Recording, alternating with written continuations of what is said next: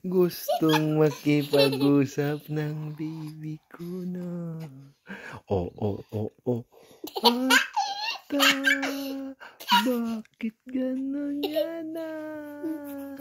Oo. Oo. Oh. Ano naman yung mukha na yan, ha? Ha? Yung mukha na yan, ha? Masyado yan. Oo. Gusto mo makipag-usap kay Papa? Ha? Oo. Kuya man.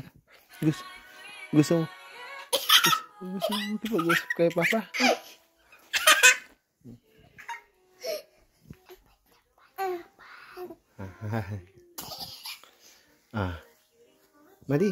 Madi.